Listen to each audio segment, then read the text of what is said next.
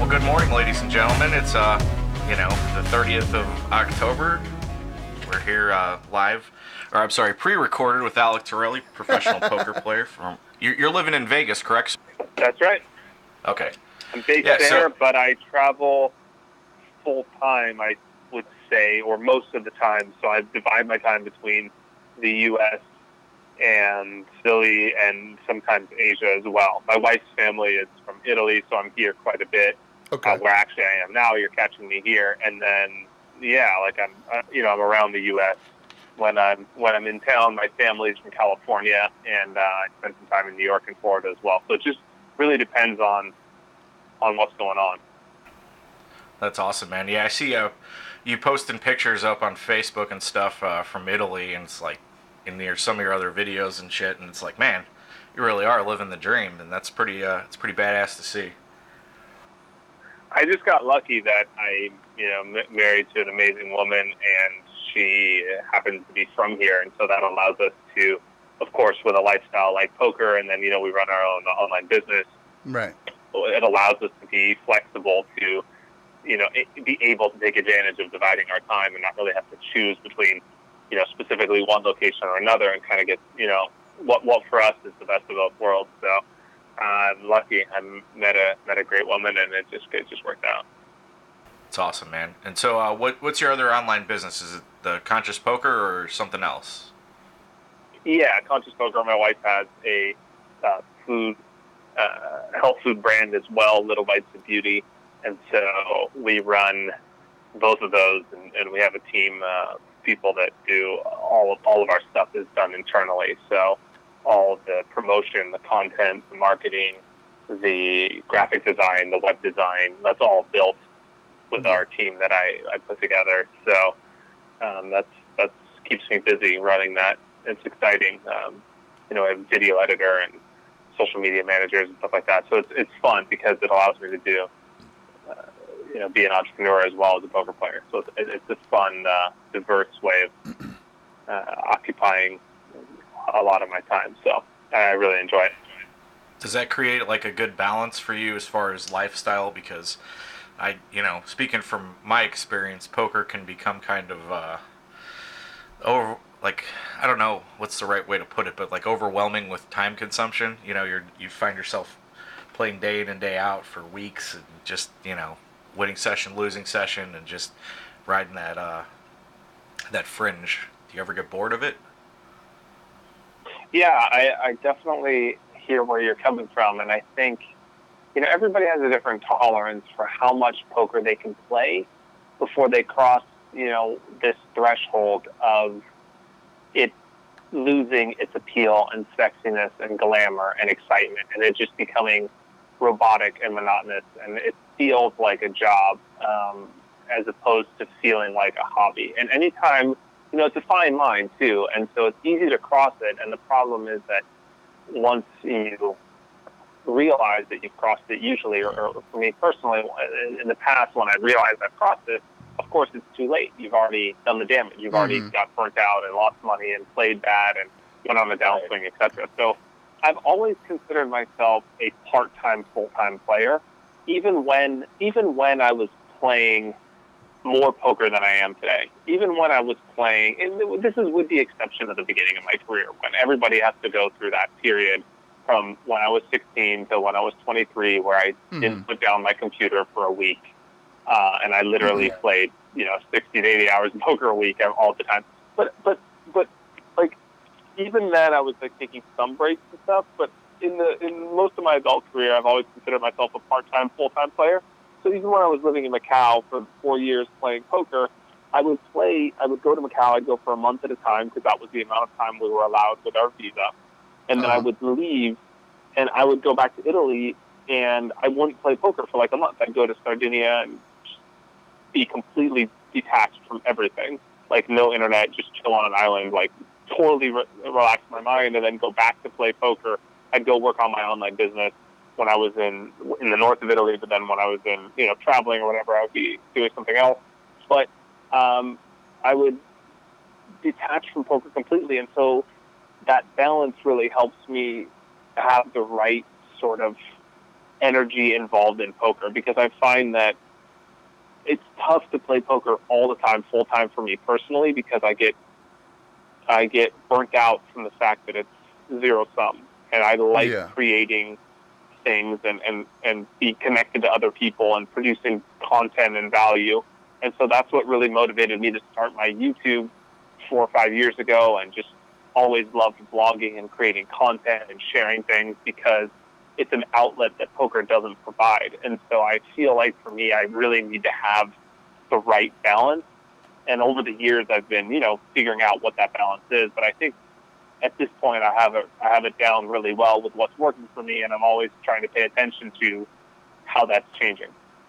Yeah, that's awesome. I've never been able to find that balance myself. Like I got like a slightly addictive personality, and I'll tend to if I like a video game, I'll play it extreme. You know what I mean? Until I'm completely burned out on it. Yep. And I never kind of find that balance with. Even when I used to play poker when I was younger, I would like you said, I'd play 80 hours a week. You know what I mean? Nonstop, all poker all the time, nothing but poker until just my emotional piggy bank would run out, if that makes sense. For the game would run out, and I'd be like, oh, I'm just burnt. Don't want to play anymore. How do you deal with that? Besides, like, do you have like a eating regimen? Do you like supplement with nutrition? Is there anything else that really helps you keep your mind and focus on the game whenever you're playing? Yeah, so I feel like there's kind of two parts here to that question. That's a great question.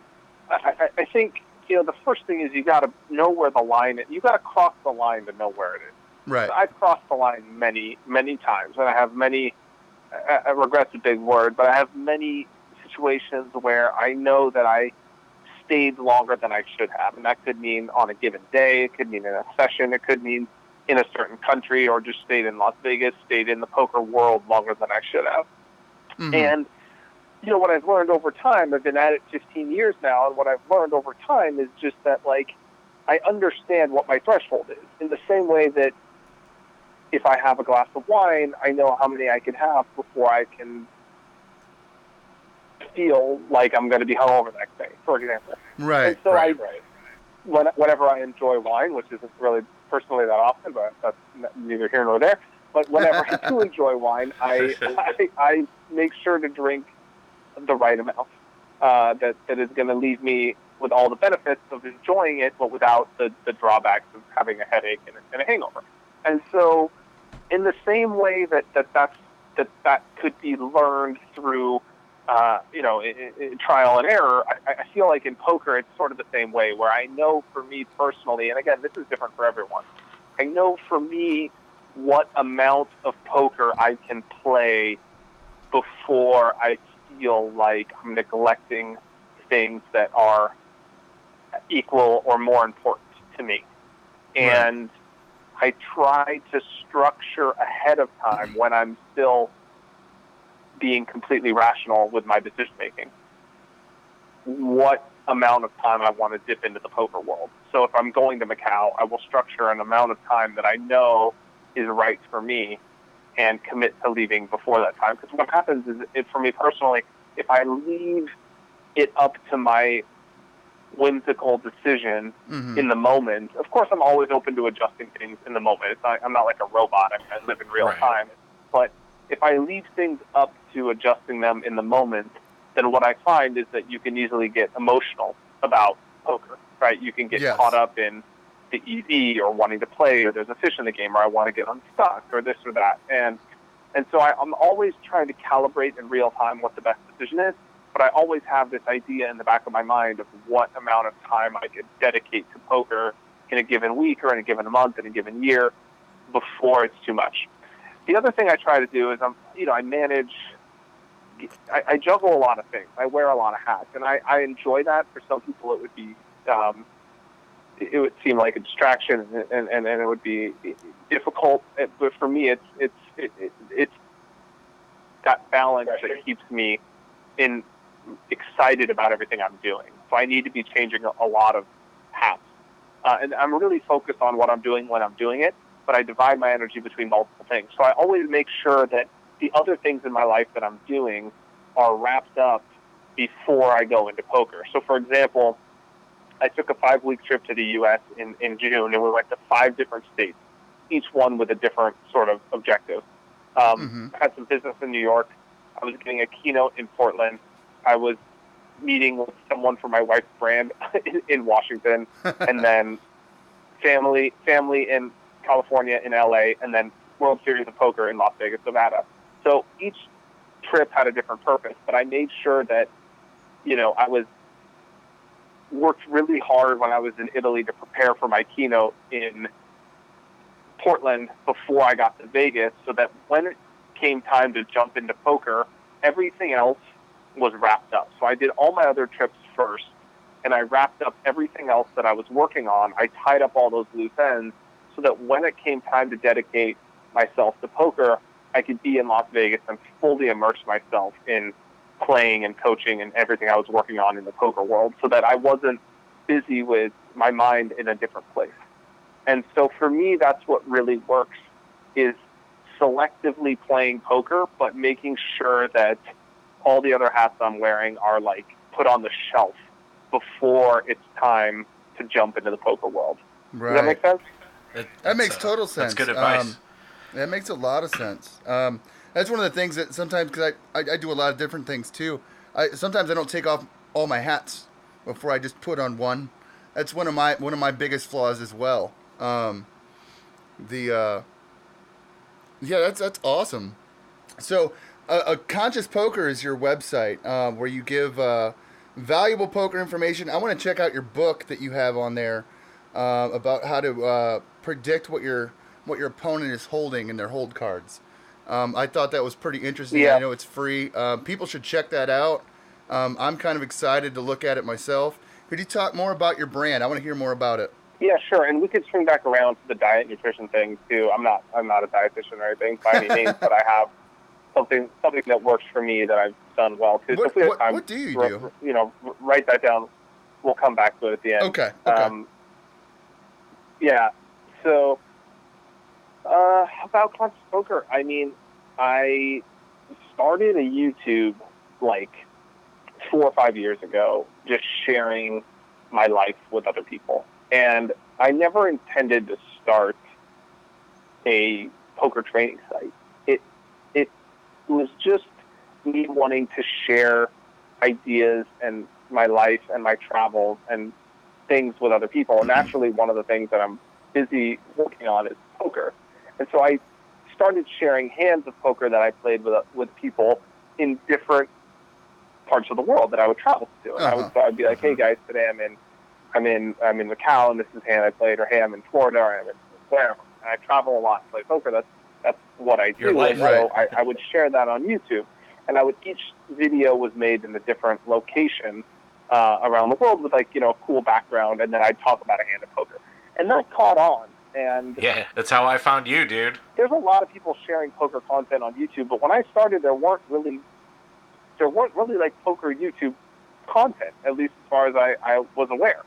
So right. That caught on, and eventually I got a lot of people asking me questions. We started discussions. I had comments on my YouTube.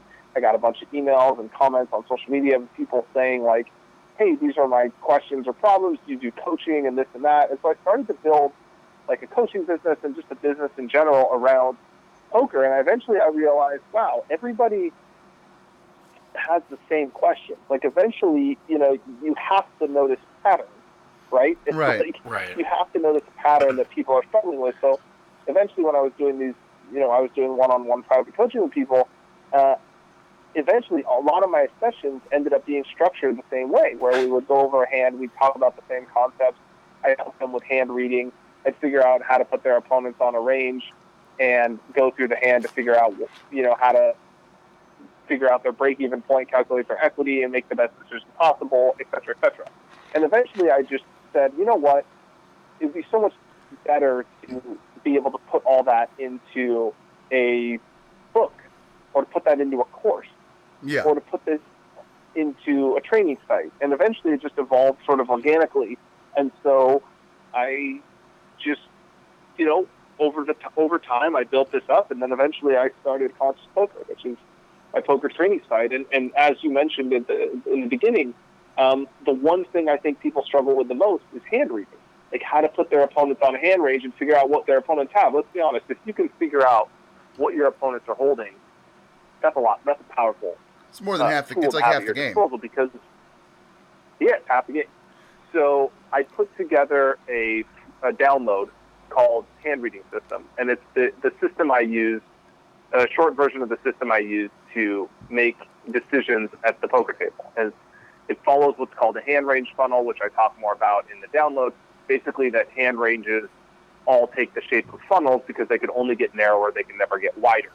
And so I walk people through how to think about a hand range, how to think about putting their opponents on a hand, how I think about it, and what's really worked for me over the past decade and what's working now in the current poker environment. And I made that download free at Conscious Poker. So naturally, we have premium products, and our people are like, why would you make something that you value free? And the reason is because I believe if people see our free content, which we make 95% of our content free between YouTube and social media and our blogs, that people will go to our website, they'll download our free stuff, they'll read our blog posts, they'll engage with our social media, they'll watch my YouTube videos, and they'll say, shit, I've gotten a lot of value out of this guy's free stuff. If this is how good his free stuff is, imagine what his paid or premiered content is. Right. And keeping a lot of our content free and charging premium prices for our paid content for our really, really exclusive stuff allows us to keep a lot of our content free. So I made that free. It's a free download. You get it at consciouspoker.com. Enter your name and email, send it over to you.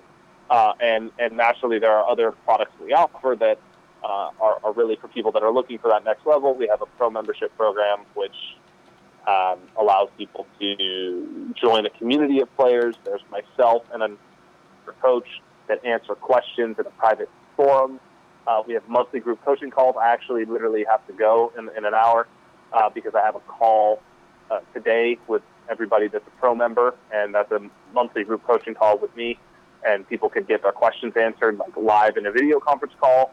I review hands every week. There's new content every single week in the pro membership program, and that's an awesome way that people can value. Take part in our premier content and improve their game as well. So yeah, like it's sort of just all evolved organically, to be honest. Like I didn't start a YouTube to build a business, but then eventually I love business. I love entrepreneurship.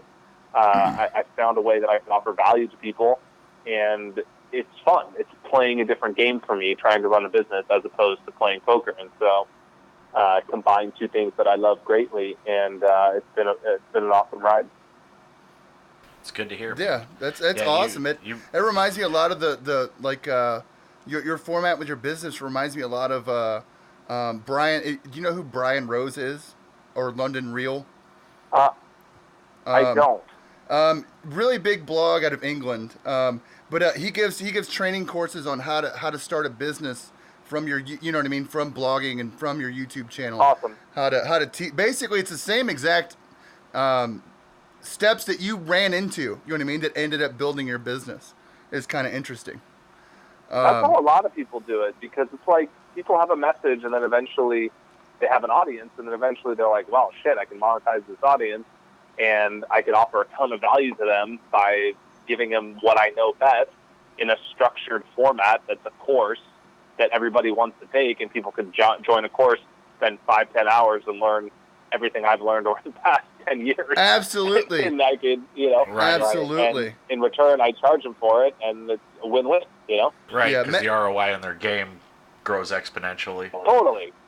Yeah. Totally. I always say, like, if you can make one or two better decisions, one decision per session, like, it's totally going to pay for itself if you're the right person. And if you're not, then that's fine. But, like, for the right people, taking a course on whatever it is, poker, writing, photography, it's a total no-brainer.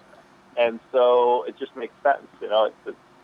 I take courses often when I want to learn something. So. Yes. What's something that... Oh, go ahead, Rich. Sorry. No. I was just going to say that... All I was going to say is that I think mentorship is very, very important in this world. And it's something that's kind of had a resurgence recently, like through YouTube and things like that people realize, like, you need somebody as a life model or a a role model for what you want to do in life, because you're not going to have the time. You don't want to be the guy, like, you took 10 years to learn this. You know what I mean? You had to put in 10 years, but you could teach what you learned in 10 years. You could do that over a pretty short period of time. You know what I mean? It'd take a couple years, and in exchange for the amount of time that you had to spend, to basically the amount of years it would take to get a master's degree, or become a master at a craft. Yeah, it's crazy, but it's true. It's a good point. And I think having people you look up to is important in anything. I definitely have people that I've worked with, like mental coaches and mentors that I've had in throughout my journey, and that's made a big difference for me. I've also had, strong relationships with friends who I've respected and looked up to that are, peers, but also mentors in a way, even though they're friends. Like, there's certain qualities in them that I strive to be better at in myself, and each friend brings a different quality, whether it's about poker or just personal development. And then I think having specific mentors that I can think of one in particular, but that I've had in my journey have really been dear and valuable to me. So right. I'm with you on this one. Interesting. So what's something that the public might not know about you that you'd want to share with people? Do you have any other hobbies outside of poker and stuff? Something people don't know about me. I don't know. I was in musical theater in high school.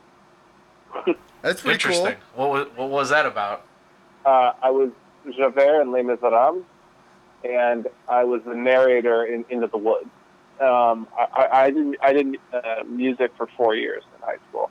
That's and awesome. I really enjoyed it. I actually won Best Male Singer my senior year of high school. Whoa. Interesting. Whoa. Yeah.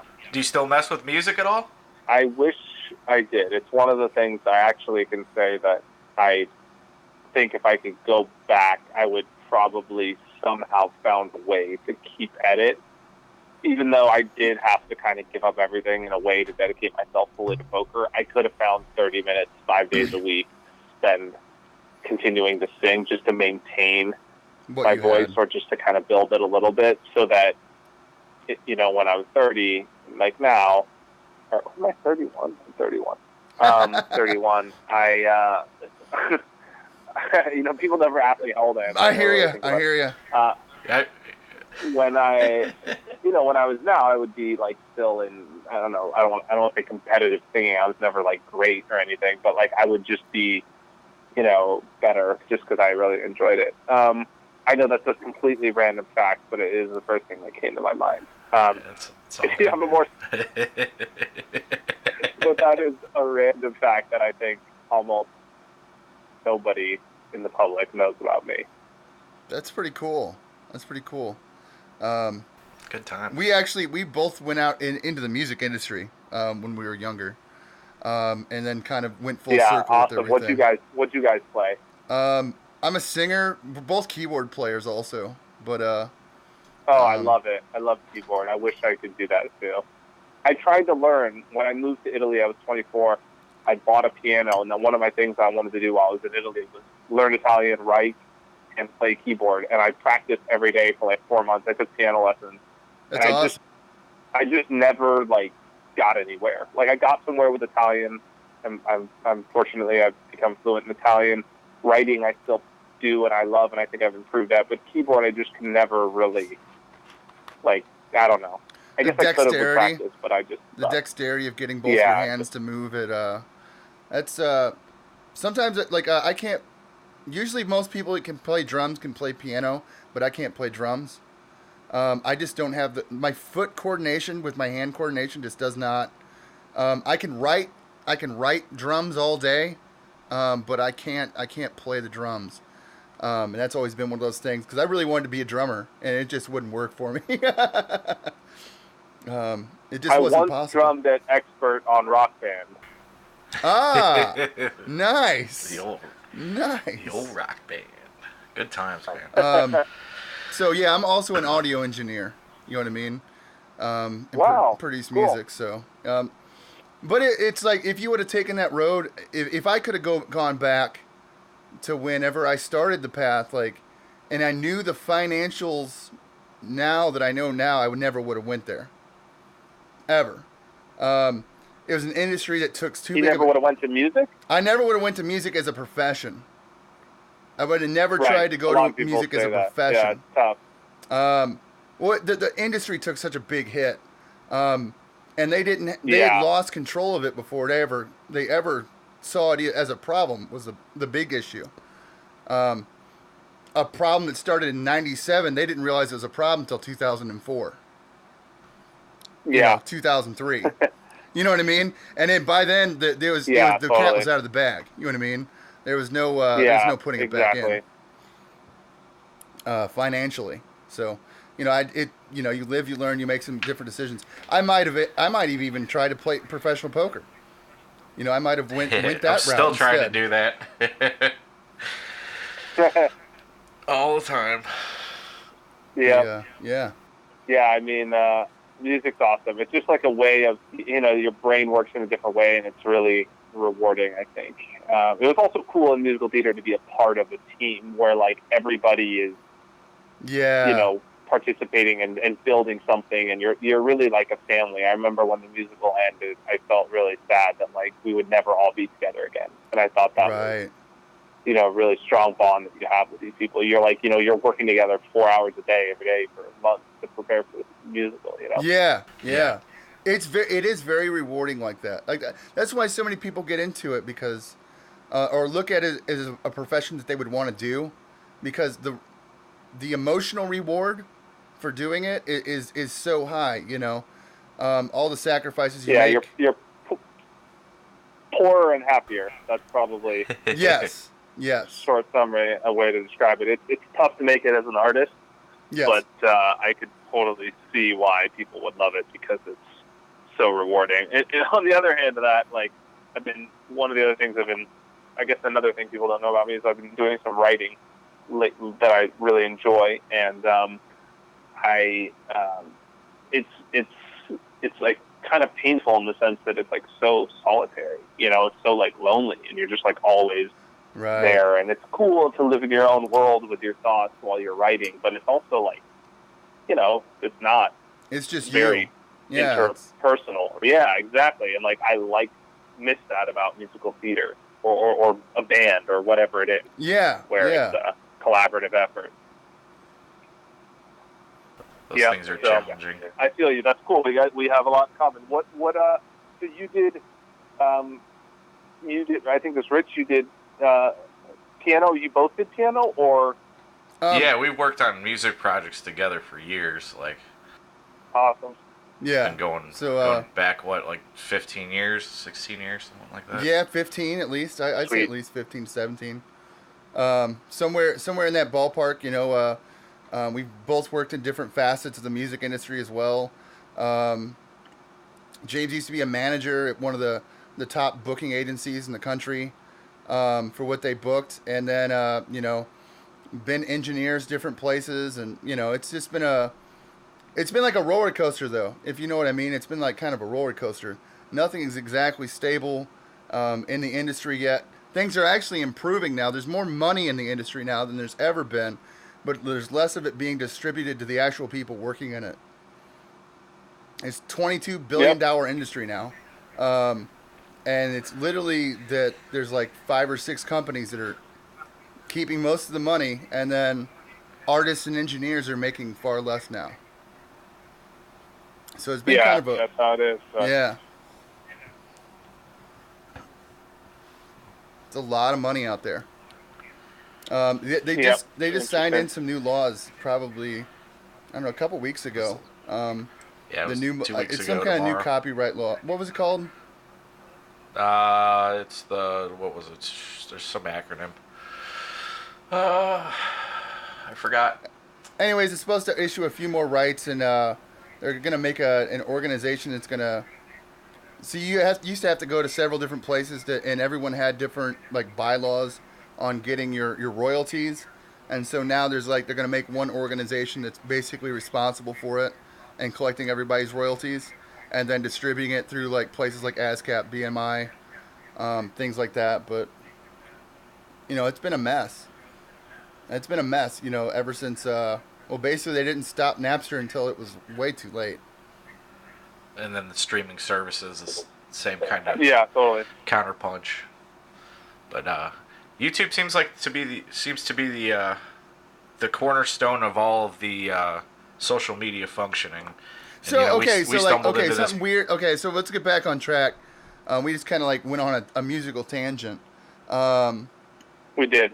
That's why it's called ADHD. You know what I mean? That's exactly what every episode always takes a turn that you didn't expect it to take. So, I was watching some of your card analysis. Some very interesting. I noticed you say fuck game theory at certain points in time. I said what? Sorry, say that again. Fuck game theory. Like it's like almost like it's almost a punchline in some of your videos. Like, because you talk about the game theory over the personal, which is actually like, because I look at poker as two different games, but it's one game. One game is the numbers and the cards. The other game is the people and their intent. If that makes sense. Yep. So you're looking at. I see it as two games. What's that? Yeah. I agree with you. So no, yeah, go ahead. Sorry I look at it as two games. Like, okay, so you're playing game theory on one end is that you're looking at the numbers. Well, then now you're playing social game theory when it comes to the people. What are they capable of? What can they do? Do they play tight? Do they not have a big stack and might fear? You know what I mean? Making certain positional moves. Do they play really aggressive? And so then you base. I think that I don't know, man. I don't know where I'm trying to go with this now. But do you see what I mean? It's like two games. I think, yeah, like Phil Hellmuth has a great quote. He says, most people think cards is a game of poker is a game of cards played with people, but it's a game of people played with cards. And I think right. That really is a great philosophy of how it actually works. And it's not like I don't want to give the wrong message. Like I use game theory all the time, especially the games I play at the higher levels. It's like very important. And it's always important to understand what I call the Nash equilibrium, what's called the Nash equilibrium, absolutely. Which is basically like the point in which you're supposed to the correct like default game theory play. You're supposed to understand what is the right play, assuming your opponent plays perfect balanced poker, right? Right. So you're that is always something that I'm calculating and I have in the back of my mind, just like the same thing as calculating the size of the pot. I always try and know what the size of the pot is and what I'm supposed to do. But in reality, what I actually do is often deviating from that. So I'm not going to just make a correct, game theory play just because that's what the book says. Right. I like, that's just nonsensical. Like there's so many times when you're playing against opponents that have no idea about this level of conversation that we're having or that don't follow the rules of what you're supposed to do. They're playing their own strategy, their own style. They're playing unbalanced, exploitative poker. And the way to make the most money and to win the most money in that given hand is to play an exploitative approach. Now, the times the game theory actually comes into play are few and far between. Most players aren't playing on that level, number one, especially for the people that I imagine your audience is the games they're playing. I imagine most of their competition isn't playing on that level. And if they are, sure, you should maybe make a play that is balanced and that's going to net you some long-term points. But most of the time, just playing the hand the best way possible is the best strategy. And for example, let's say your opponent is, tilted, losing, stuck, and he's drinking alcohol. That player is probably not going to fold to a big bet on the river. Let's say you arrive at the river with the bottom of your range and you have the worst possible hand that you could have, and the book says you should be bluffing here for balance. Like, why would you actually decide to bluff just because that's what theory says when your opponent is not going to fold?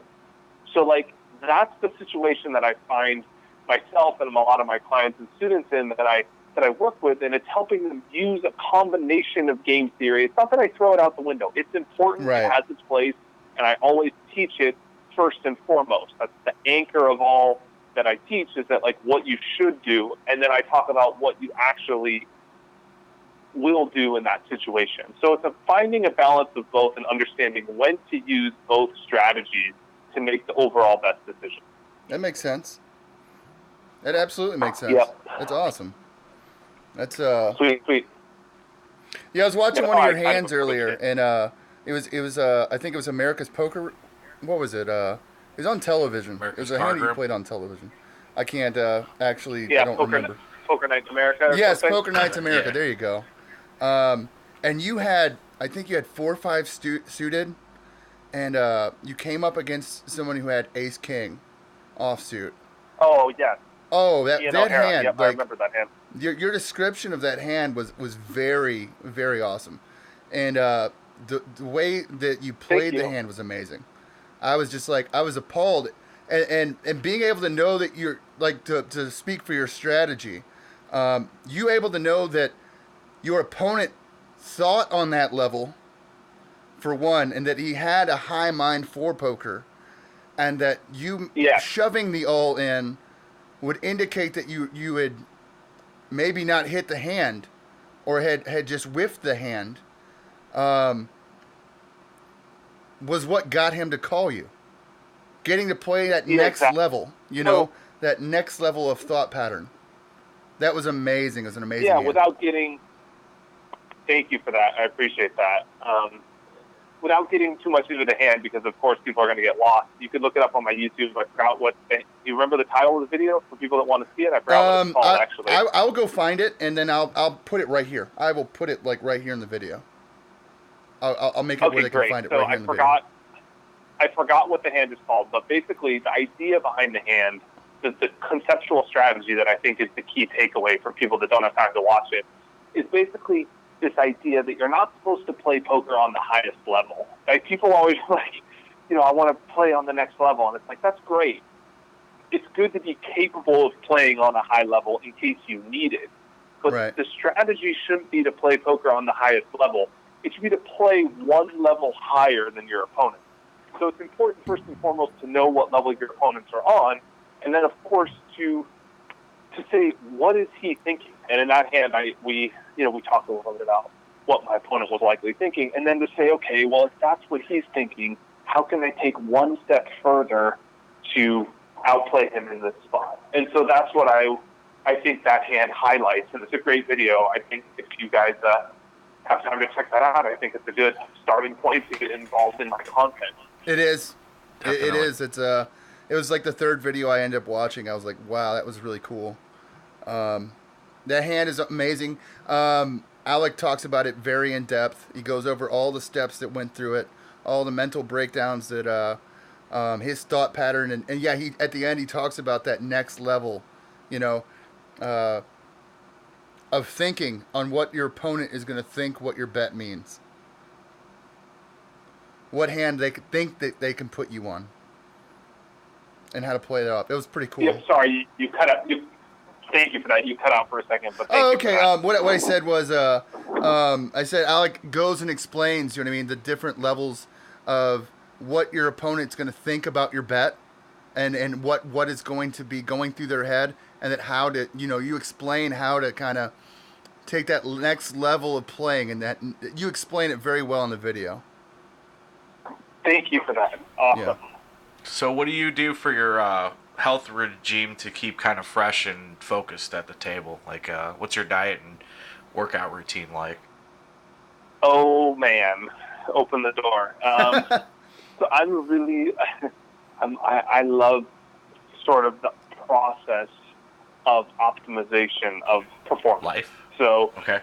Yeah, life. Like, I just look at it kind of like a hand of poker, and it's like an engineer, like how to play it the best way possible. And so I really enjoy all of that. And I have a great video on Alec Torelli, my other YouTube, my Alec Torelli YouTube, called, and I've also a blog on alectorelli.com, like the 10 best tips for a morning routine. And so that kind of goes over in detail pretty much everything I do to be ready for the day to kind of crush it. And I think without getting too much, for people that really want all of the bells and whistles, they could kind of look at that post. It doesn't talk too much about diet, but but it talks about everything I do. But I think the few things that I've really noticed for me that work well are on the diet side of things is basically just eating as healthy as possible. And I know that that's like a vague term because health means different things to different people. Some people, are vegan. Some people are keto. Some people are paleo. And so health means different things. But basically having like a whole base diet, right? Like no sugar, no processed foods, nothing refined, just general obvious things that you can do. I think drink a lot of water, not have too much caffeine, like not have any soda, no fast food, basically nothing refined or processed, and no sugar, specifically no sugar, and not having like high glycemic foods because they make you tired when your insulin spikes and goes up and down. Yeah. So other than that on the diet side is huge. And then on the lifestyle side, everything from meditation to affirmations to cold showers to cryotherapy. Just like little things. I've done cryo before, but I don't do all these things every single day. But I really try and do as much as I can to be in the best performance shape possible. And this was kind of born out of necessity for when I was playing high-stakes poker in Macau. The sessions would last 24 hours, and they would start at 10 p.m. Oh, and I would get, wow. I would get up at 9 or 10 a.m., maybe noon at the latest if I was playing late from the night before or something. And I would have to be up for 36 hours, and I'd have to be playing my best poker in the 20th, 21st, 22nd hour of the session, which is, the 30th hour that I've been awake. And so it was really important to me to kind of engineer the best way possible to play the best poker that I could because, the stakes are high. You're betting a car and getting raised a house, and you need to be able to be sharp to make those correct decisions when you're faced with them. And so I would try and do like interval training at the gym to spike my heart rate and go up and down so that it mimics kind of like what you're doing at the poker table. So you build up stamina where you're focused intensely for a minute in a hand and then you relax. I would do meditation to be, intensely present while I'm playing a hand of poker and then kind of, go back to focusing on, losing that concentration for a second while I'm not in the hand and then focusing in again while I am. So I did a lot of these techniques to really get myself in the best shape possible. But if you want more information, you can definitely check out that blog at alectorelli.com. And I think that gives a good scope into what a day in my morning or life looks like. That's awesome. What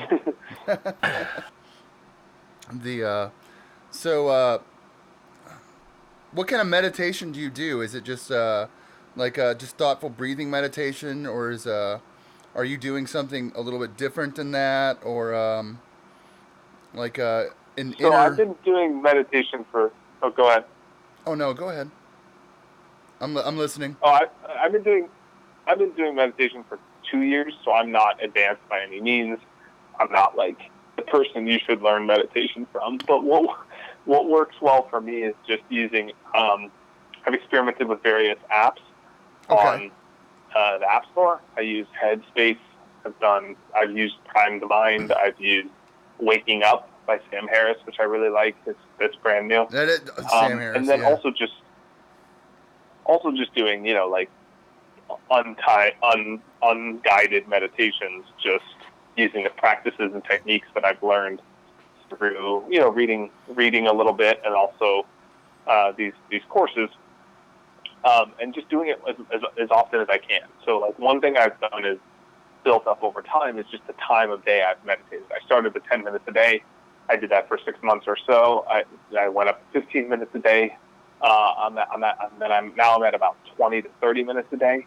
And sometimes what I do is I break it up into 2 segments. So I'll do like 10 to 20 minutes in the morning, and then I'll do 10 minutes before dinner. And then I'll, maybe if I have time, I'll do 5 minutes when I'm in Uber or 5 minutes, just wherever, like, here and there on a train, just kind of like practice some of the exercises interlaced throughout the day to keep me present and to kind of train my mind to not be reactive to so many things that happen. And that's really made a profound impact on just how how I operate, and I really enjoyed that process. And it's amazing how much you become aware of how often you spend just caught up in thinking, and how many of your thoughts are just repetitive and sort of senseless. And so, at least for me personally, that's been a really interesting journey of self-discovery, and so I've really enjoyed it.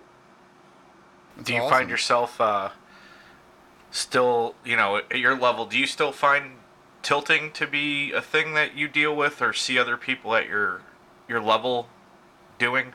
Not really, no. I think at the high levels, you don't really see the pros losing their emotional control. They're just too well polished and controlled. And I don't think this actually has to do with meditation. I think meditation helps kind of give me that more, even like that next level perspective.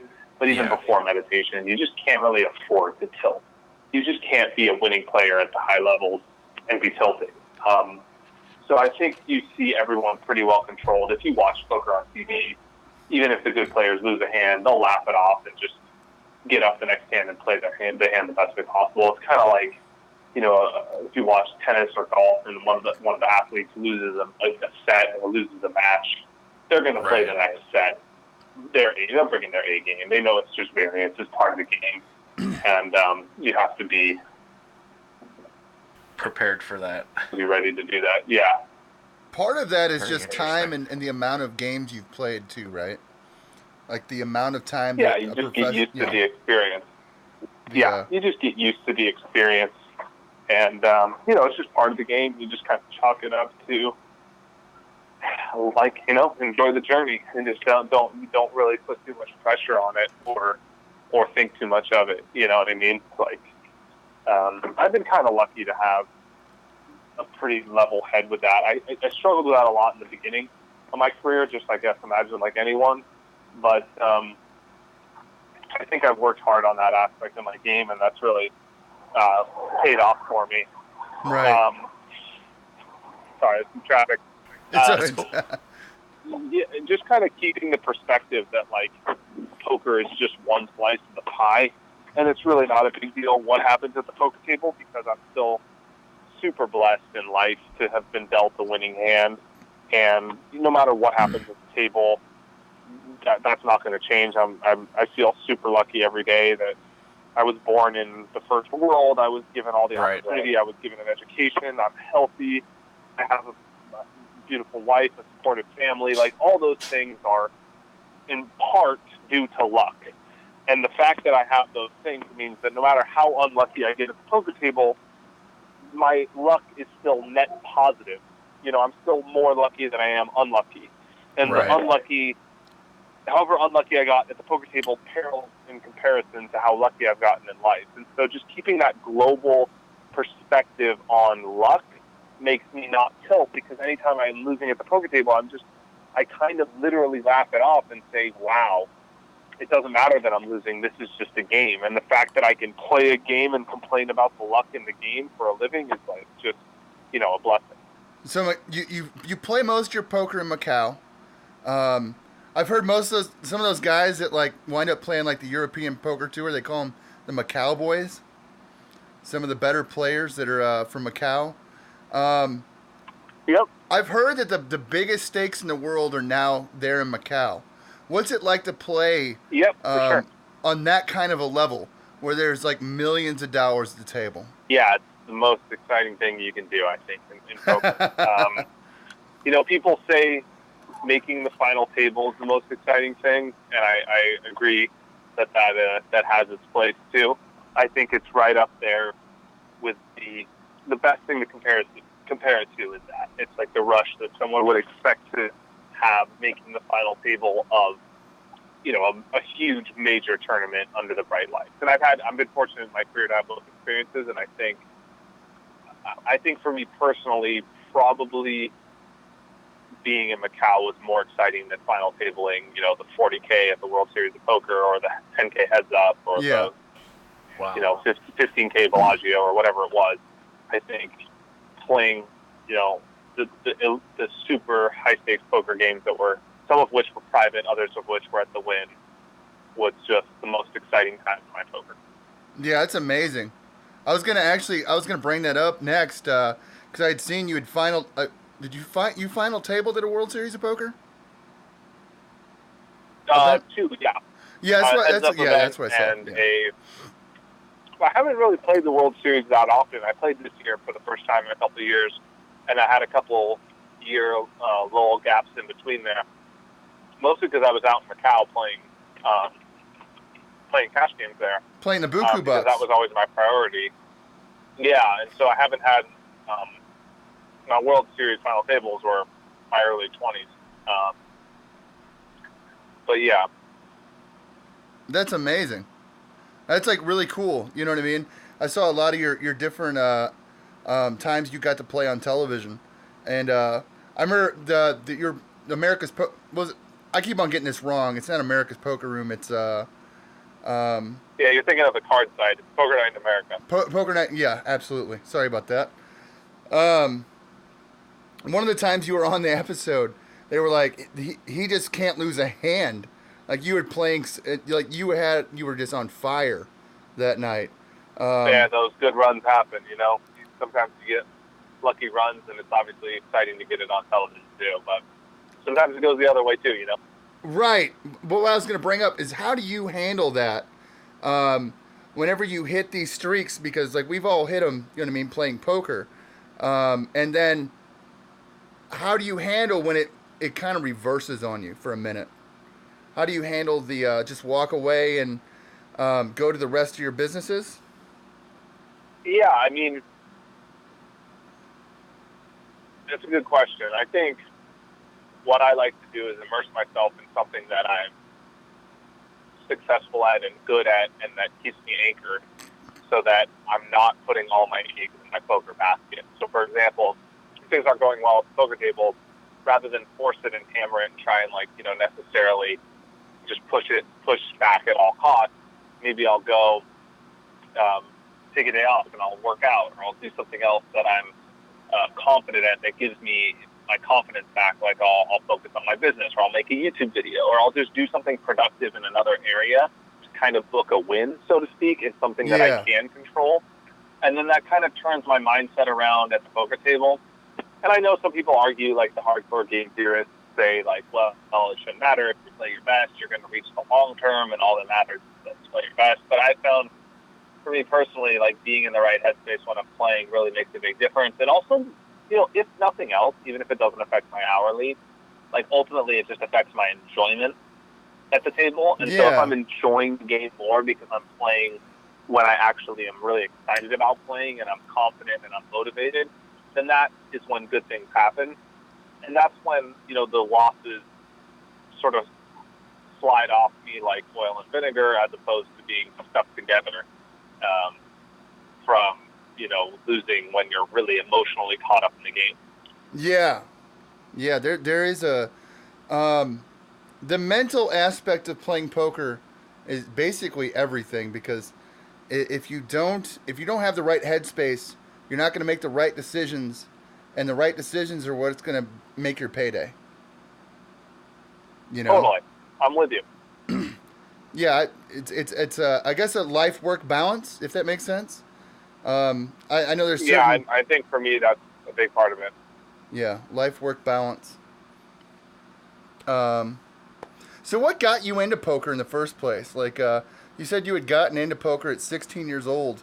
My path kind of began whenever I started playing poker. Was I got in because of other games. Like as a kid I played Magic the Gathering, but the Pro Tour for Magic the Gathering wasn't going anywhere.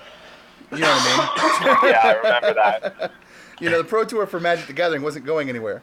So, about I'd say 20 before I turned 21 is when I kind of became interested in poker. But what got you into poker? Was it online playing? Well, I was actually too young to play online. I was 16 when I first discovered poker, and I got invited to play at a friend's house one day after school, or I think it was summer, so after the beach. And he just was like, come over and play poker. It was blowing up on TV. It was 2003. Moneymaker just won the main event. And actually, I don't know if Moneymaker had won at this point yet, or the World Series was being aired. but poker was on ESPN, and everybody and their grandma was playing. And so it was an exciting time to be involved in it. And I was also at a young, impressionable age where I could fell in love with the game right away. I won $12. I think I was, as they say, as any gambler, the worst thing that happens is you win your first time. And I was hooked. So I just immersed myself completely in the game and dedicated all my free time. And you have a lot when you're at that age.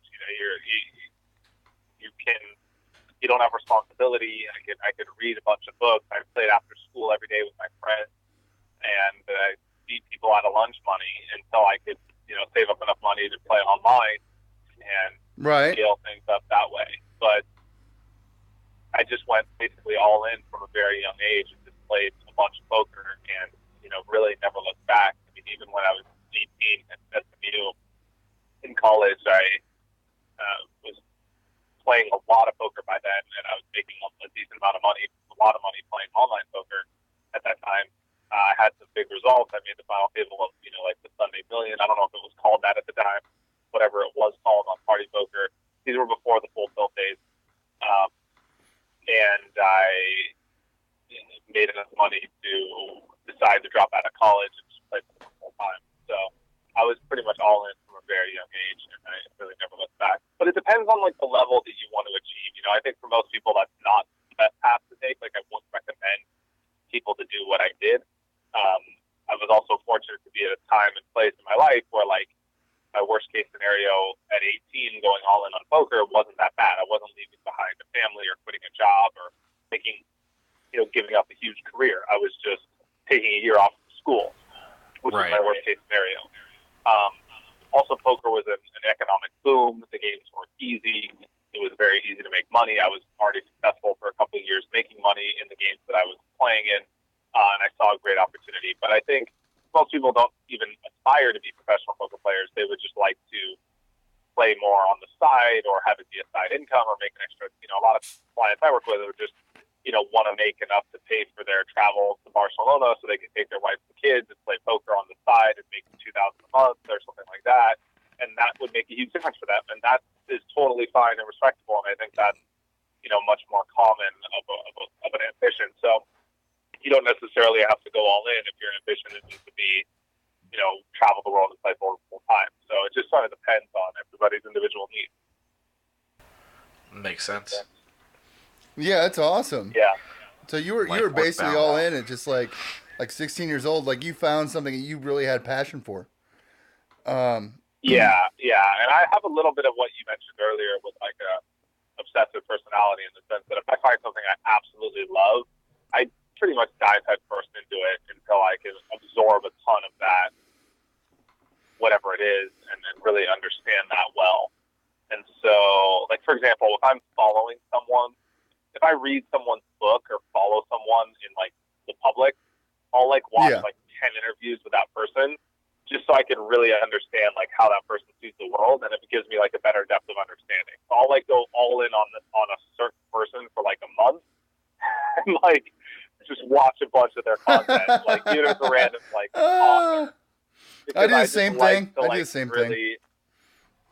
But those things only interest me for a short amount of time. But poker, really caught and kept my attention for the better part of, half my life at this point. That's awesome. That's awesome. You found something to like there. Right. You found your thing. You know what I mean? That's some people never do. You know what I mean? Let's be honest. Some people just never do. Yeah, there's a lot of luck in terms of like when you find it and finding it, number one, and when you find it. Like I was lucky that I got to do what I love at a young age and do it for a very long time. And poker also, kind of was cool and sexy back then, and it still is now to some extent, but it was edgy. And, like I said, I was in musical theater. I dropped out of football to be in musical theater. So poker was like a way that I could beat all the jocks, I was cool. And so there might have been some element of that really drew me to the game beyond the what competitive spirit drew me to the game. And so obviously the fact that I didn't have to get a job, I could make money playing poker to buy things, whereas my friends were working at coffee shops and as waiters and stuff like that, and I could play poker and make the same money. And there's just so many things about it at that age, particularly, that allowed me to like just be in love. Interesting. So, what's your favorite place that you've played at? Macau. Macau, as far as Without a doubt. Cool. Without a doubt, No Macau. question. Not even. There's no close second. What's the actual Vegas?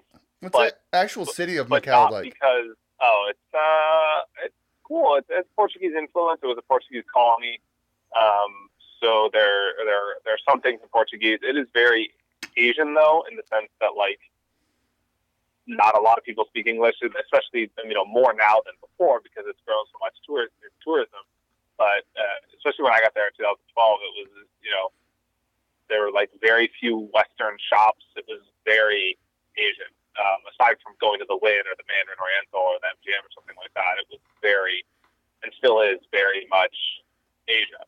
And so it is a very unique culture, and it takes some getting used to, but I ended up loving it. Both my wife and I really ended up loving it during our time there. Cool. That's awesome. Is there anybody else? Sorry, real quick. I remember I told you I have a pro membership call for Conscious Poker in a few minutes, and I got to prepare for it too. So I got time for maybe 2 more questions. Okay. That I got to run, and I'm sorry to cut you guys off. It's all good. Oh, no, you're good. We appreciate your time, Yeah, man. I would love to hang and chat. Yeah, I'm enjoying this a lot. Cool. Well, I got one more question for you. Outside of poker, who's been a great influence on you? Well, aside from like my parents and stuff like these obvious answers, I guess it sort of depends on the time of my life. That's a good question. So I worked with a mentor that had a big influence on me, and that was in Hawaii. That was really a cool experience. I learned a lot from his guidance.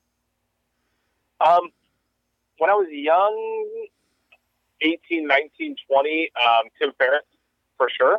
Like I read The 4-Hour Workweek, and I read it when it first came out. I think it was like 2004, 2005 when I read it. Right. 2006, something like that. Very, very early on, caught on to Tim Ferriss.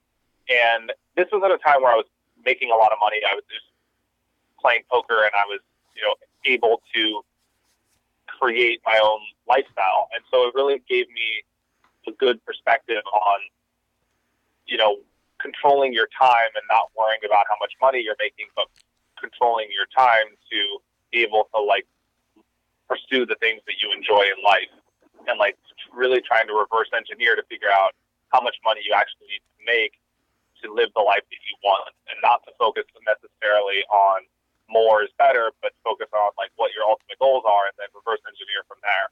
And so I think that had a big influence on me in my formative years, and really kind of like gave me perspective of what I really cared about, what was important to me, and what to focus on. And especially as I started that stuff with me, as I ended up building online businesses with my wife and my team and stuff like that, just to keep everything in the matrix of allowing myself to have freedom over location and controlling my time.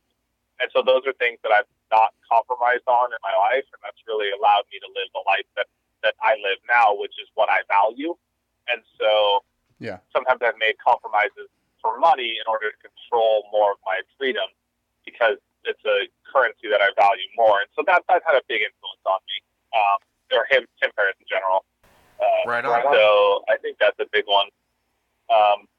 And then like the last couple of years, I really liked some of Gary Vee's content. I really like that he pushes people to like figure out who they are and to be themselves, and not conform to what society says in the midst of peer pressure and stuff like that. I think it's a really good message. That's a great message. It takes a little bit of time to get through the surface of his content, because I felt like it took some time to understand him well. But after I did, I really liked a lot of his message. He's very direct, straightforward, no bullshit kind of guy, and I like his content a lot. Awesome, man. Well, Alec, dude, we really appreciate you taking time to come chat with us for an hour or so. Conscious Poker. Yeah, totally. This was awesome. Forward to seeing it come out live, and thank you everyone that's still here listening. I appreciate your guys' time too. If you guys want to reach out to me, I guess I'll just throw out really quick. You can always find me on social at Alec Torelli on Instagram or Twitter, Facebook, or or my blog, alectorelli.com. You can reach out to me there as well. Stay up to date with, latest content, or just come say hi, tell me you found me here, and if you have any questions for me, always feel free to ask. I'm very active on all my socials too. Any Right on, special man. events you'd like to plug? No. Okay. Right on, man. Well, I'll be in touch with you when it's ready and getting ready to get uploaded, man. Thanks again for your time, and sometime in the future we'd love to have you back and get an update in a few months. Thank you, guys. Thank you. Thanks, everybody. Okay. Look forward to it. Take care, Alec. Take care, brother. Cheers. Bye. Bye. Cheers.